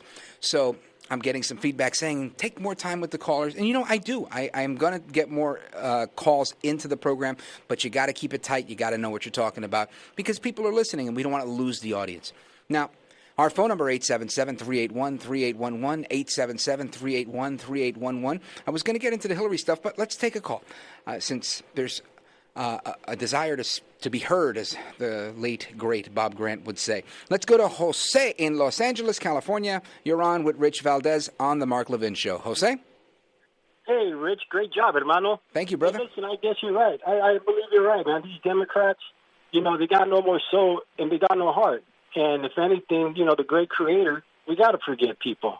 Yeah. People were slaves once, Mexico got robbed, but hey, life goes on. We got to forget, you know, forgive and forget. That's the best medicine. I agree with you, bro. And this is why I say, look, I don't think it's a sign of weakness. I think we need to be civil with people. We need civility. The public discourse is something that we need to engage in. But we also have to know right from wrong. And when pushed, we have to push back. Absolutely. Absolutely, man. That's right. For me, myself, man, I've been praying. I have gone out and purchased a weapon.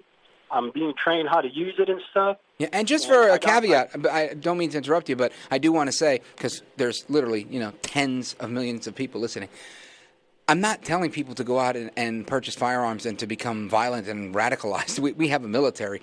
We didn't defund the military, thank God. That was Obama. Trump has built up the military. But I am saying, We cannot be pushed around. If you want, I don't wear a MAGA hat. I don't wear hats. I rock the ball head. I like that. It's summertime. But if I was a trucker hat kind of guy, I'm more of a fedora kind of guy. But if I was a trucker hat kind of guy, I would rock whatever MAGA hat I felt like. As a matter of fact, one of my guys in Florida just sent me one that says something really funny, and it's in Spanish, and it's Trump-styled hat. And when I get it, I'll take a picture of it because I think, I'll wear what I want to wear. But my point is people shouldn't be afraid. Jose, somebody called yesterday, a woman named Marta, and she was from Florida, from Miramar, Florida, and it really touched upon me because she was a nice woman. Her and her husband live in Miramar. They have a son who's a police officer. And she was on the air. She spoke with Mark.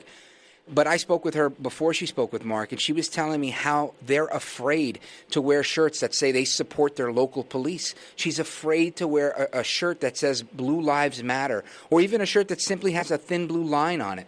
I got to tell you, that's wrong. That is 100% wrong. I have a Brady Bunch kind of family, as many Boricuas do, and I have lots of siblings. And I've got brothers, my brother John Valdez, my brother Al Valdez. These guys served NYPD faithfully.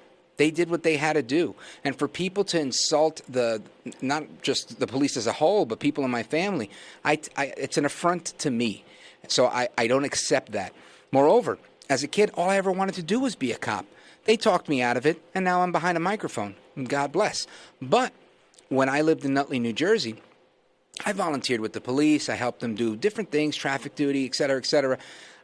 I put my money where my mouth is. I've tried to help them, and I think to disparage the police and to push people into fear is totally wrong. So, Jose, I appreciate what you're saying. You're right. Forgive and forget. And no, we shouldn't go shooting anybody. And I know that's not what you were saying. No, but I did get a set of pit bulls, man. And, anybody comes through that gate, I'm sicking the dogs first, man. That's how we do, brother. Yeah, that's how we do. Thanks for the call, brother. God bless. Let's keep it moving.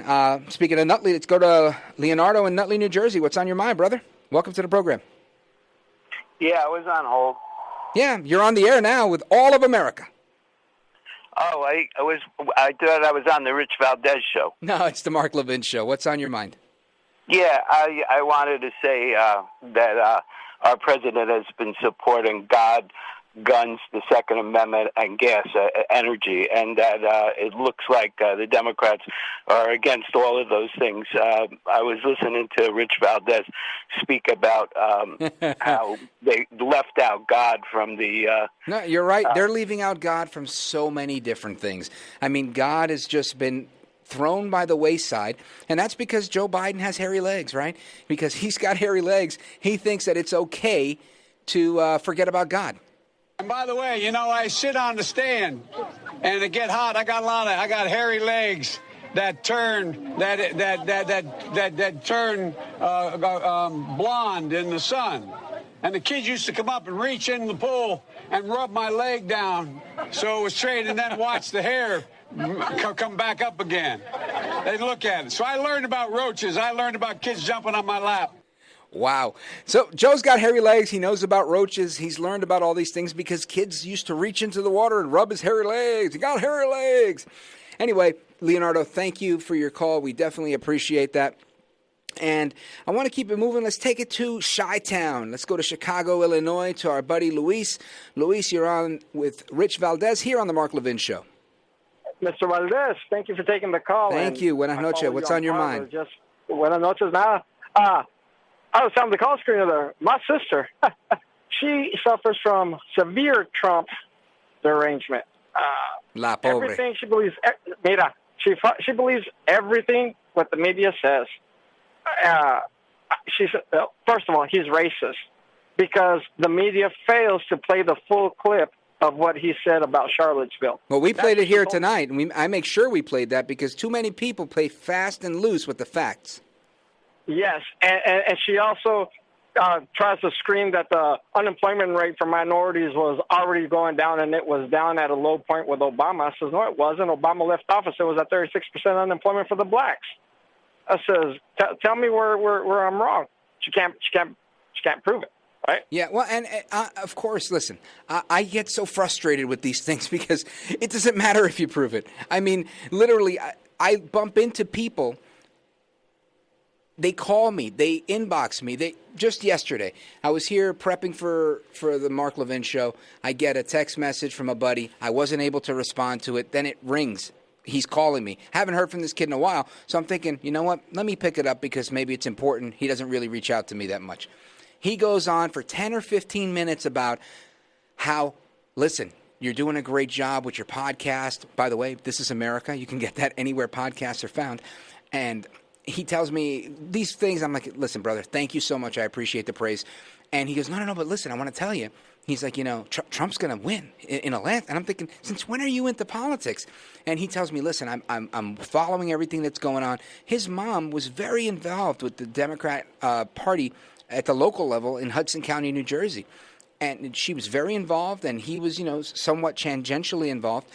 And I thought to myself, when people are coming out of the woodwork and they're no longer afraid, and they're coming to me because I'm the one that's out there, and they happen to have a personal relationship with, listen, brother, there's a lot of people like you. There's a lot of people like me. And maybe we can get to your sister, maybe not. We're not going to be able to save everybody. But we can save America by voting for Donald Trump. Yes, and that's what I try to tell her. I says, Biden, I bring up the infanticide, what they support, right? Yeah, no, it's a terrible issue. I mean, Cuomo is into that. The governor of Northam, these guys have been so aggressive when it comes to this issue, and it truly is, it's a disgrace because it's no longer what it was intended to be, because you know what? What they intended was initially a lie, and it's built on a lie. They just want to hurt people. In my opinion, this is truly another way to get at people that are, like they like to say, black and brown. Luis, I thank you for the call. Let's squeeze one more in before we go. Let's go to Dan in Ames, Iowa. Dan, you're on with Rich Valdez on the Mark Levin Show. Hey, Rich, this is Dan. I'm calling from Ames, Iowa. Hey, I just said that. What's up, brother? Hey, I happen to be in a college town, so the difference between last election and this election is big. I lived in rural Iowa. Now I live in this college town, and it's discouraging because everyone here is a liberal. And I just wanted to say... Go ahead, say it. My family took a road trip to a lake house north of Minneapolis, and so we stopped in Minneapolis, had to go from Ames to Minneapolis, and then the next day we went all the way up north. And the number of Trump signs and American flags we saw between leaving Ames, Iowa, until we got to the cities, and then once we got out of the cities, was ridiculously large. And so it was encouraging to me and my wife to realize that when you're living in a place like this, your perspective is skewed a ton. And knowing that all of the media, even you guys, the good guys, are living in big metropolitan places where... What's the takeaway here? America's falling asleep. The takeaway, sir, is that it's not as bad as you think, that there are patriots out there in places that never, ever get reported on. And I haven't had a call from a poller in 6 years. So we're not getting representation. America is awake. They're ready to fight, and you're not hearing about it. And even you, a good guy, isn't seeing it day to day because you don't live. Yeah, because we're stuck in the swamp. Absolutely. Yeah, no, you know what, brother? I hear you, and I appreciate it.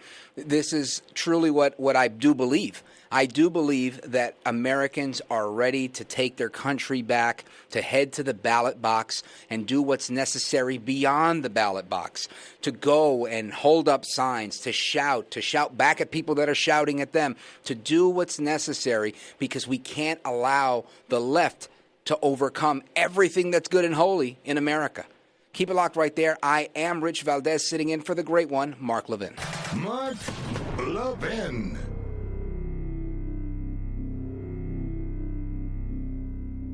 AMAC, the Association of Mature American Citizens, is one of the fastest growing organizations in America. Now over 2 million conservative members strong, and I'm one of them. AMAC believes in and stands up for the values that we constitutional conservatives care about. More than talk, AMAC fights. A full-time presence in Washington, AMAC pushes back against reckless spending, disasters like Medicare for All, and the expanding reach of the federal government. And beyond advocacy, joining AMAC gives you access to a wealth of benefits and discounts, including special member-only rates on car insurance, travel discounts, cell phone plans, and a hell of a lot more. And if that's not enough, you'll get AMAC's bi-monthly magazine, full of insightful articles on issues that matter to most of us, we conservatives. As I said, I'm an AMAC member, and you should be too. Join today at amac.us. That's AMAC.us.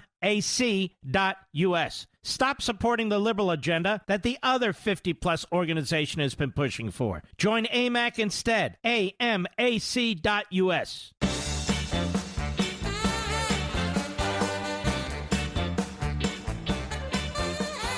All right, America, welcome back. I am Rich Valdez with an S, at Rich Valdez with an S on all of the social media platforms. I definitely want to keep in touch with you. I'm appreciating the feedback. I've seen some of it. I'll respond as much as I can. You're listening to The Mark Levin Show. Our phone number, 877-381-3811. And what is good with this mail-in voting business? Not a whole lot. This mail-in voting business is not a good plan. Now, you've heard this every day. Time and again. And when you hear things enough, but I'm going to quote a pastor, my pastor, Pastor Joe Santos, great guy. He always says, when you hear it once, it's important. When you hear it twice, it's a warning.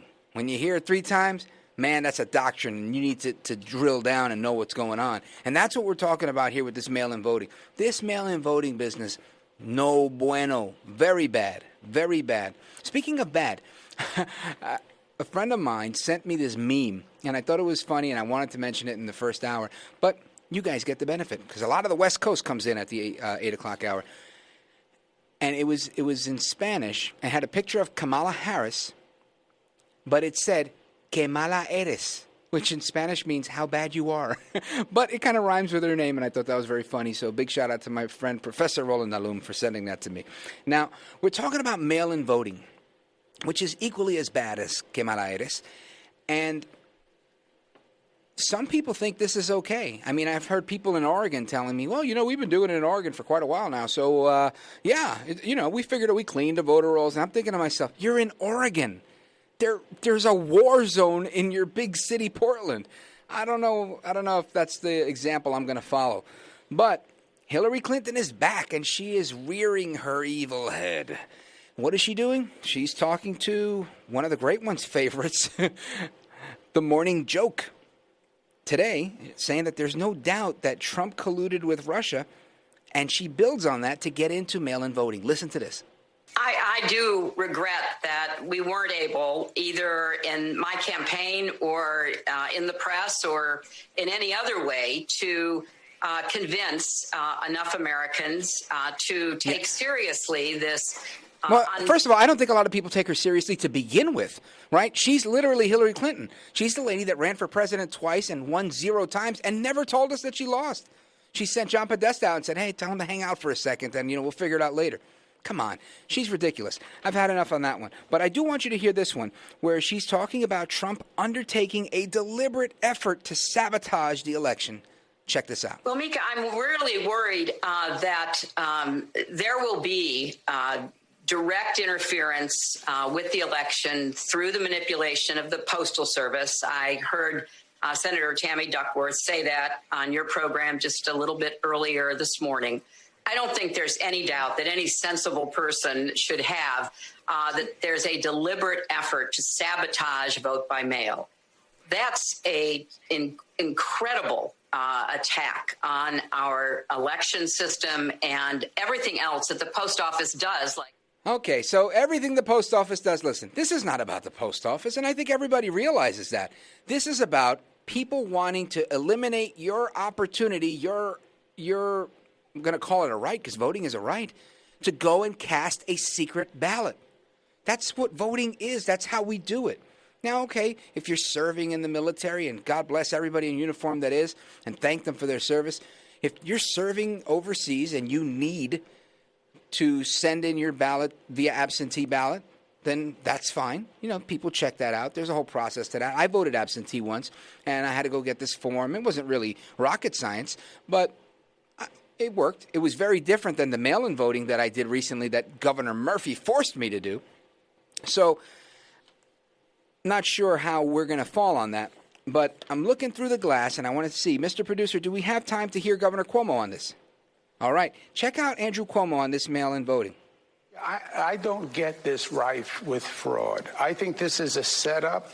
I think the president is, frankly, anticipating losing on Election Day. And then we're going to hear him say, oh, there was fraud in the election, right? The president is very good at always establishing a conspiracy.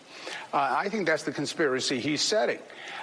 We do things through the mail in this country. We pay bills through the mail. We operate through the mail.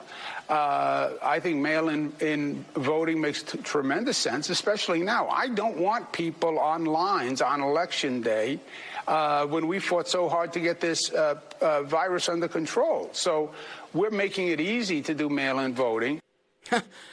How we got the virus under control. That's Essential Andy from the Essential Andy Cuomo podcast, which is what I called it when he was on TV every single day at 11:30 in the morning, just talking about his mother and the pasta and the sauce and everything under the sun, because he loved it. You would think he's the radio host, not me, but that's Essential Andy.